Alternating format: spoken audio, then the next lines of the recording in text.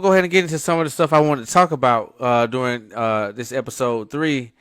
So I know this thing that's been making its rounds on social media. It's about this young man, Julian Brown. So if you haven't heard or if you haven't seen, Julian Brown is a young man. I believe he's 20 years old, and I'm gonna fact check that. So I'm gonna double back on his age. But he's from Chicago. He's been going viral for quite a few weeks now. He created this machine that actually takes waste plastic, like just plastic materials, like a old water bottle, broken toys, just plastic things, like real deal plastic materials. He made a machine that can actually take those materials, process them into liquid fuel, like actual fuel that can power a car, or it's many different applications for fuel. So this young man actually invented that, and I'm going to show you a video straight from his YouTube channel. He's the real deal, and I'm going to be honest. When I first seen the post, I really didn't pay it too much attention. Like, I thought it was a hoax. I thought it was fake. First, hearing his age, and then how groundbreaking what he was working on, how groundbreaking that it was. I was like, man, I don't know. Like, this seems a tad bit out there. Like, no way this young black guy is able to make this, and nobody trying to steal it, nobody trying to knock his head off, whatever. And so that fear that I had, that concern that I had, that I'm sure many other people had, seemingly became a reality. But I'm gonna get into that in just a second. Let's check out this video on his YouTube channel. All right, let's get into it.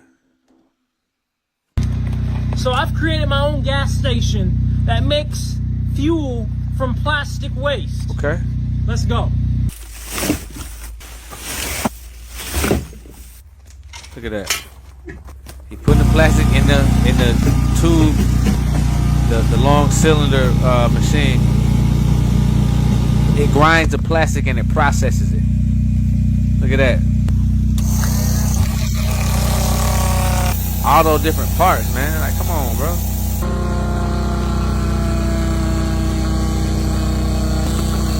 Crazy. Now, when y'all see this, what do y'all feel like the big oil industry would want to do to somebody that's doing something like this? I'm saying, think about how much waste plastic it is on the planet, and this stuff not ever going away, not in our lifetime. You got all this plastic, and sure, we could burn it off, but what damage is that going to do to the environment, to the atmosphere? We already, I believe, seeing some of the effects of global warming caused by a variety of factors, but definitely our carbon footprint. But the big oil industry is not trying to see any type of new innovation come in and shake things up like that. So this is plastic crude oil. Look at that. And as you can see, we have quite a bit of this plastic crude oil. Well, it can be fuel, but we need to refine it and clean it up. So let's do that. And so I've created my own gas station that makes fuel from plastic waste. To be honest, what really comes to mind, like I was saying, when I seen that, or when I first heard about him and I started to understand he was the real deal, it was a concern that like these types of things, these type of people that create these sorts of inventions, they disappear. They go away without a trace. Like, and he's documenting everything, every step of the way. He's making it very public. So, I guess the thought is, if something were to happen to him, obviously it's very, very suspicious. So a lot of people's fear, a lot of people's concern, I should say, was that something might happen to him. It's something, like I said, it's something I thought about. And seemingly that fear came to be. So apparently over the past 2 weeks, after making a post on social media saying that he believes he was being followed and some odd things are happening, he just went off the grid for 2 weeks. So you can imagine by this point, with how groundbreaking this stuff is that he's working on and that he's documenting.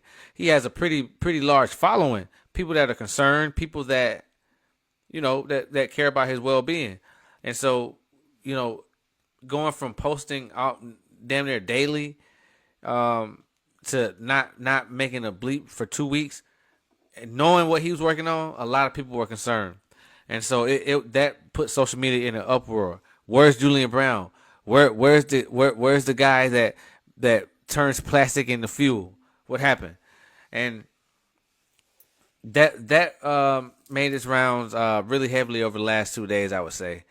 And just recently today, his mother actually made a statement to thedailymail.com, and I can't recall exactly what she said. I'm not about to try to pull it up, but she said something to the effect that she wanted to inform everyone that he was safe, he's unharmed, but as far as his whereabouts, she's not going to disclose that for his own security.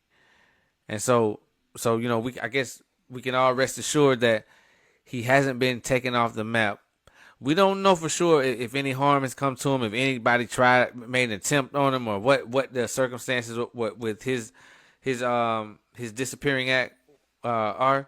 But it's good to know that he is safe, and he's still on this side of the tracks, and so it's gonna be really interesting to see how things unfold with that, especially as he continues to get notoriety. And honestly, at this point, it'll be a really, really bad idea for them to do any type of harm to this guy, because they're gonna instantly turn him into a martyr. So many people will ride for him and will ride for his cause and try to continue the work that he started if they try to take him off the map like that. So I think even the powers that be know what's at stake when it comes to that, and I don't think they're going to be making any sort of drastic moves like that, especially with this uproar social media got in when he had been missing for these past 2 weeks.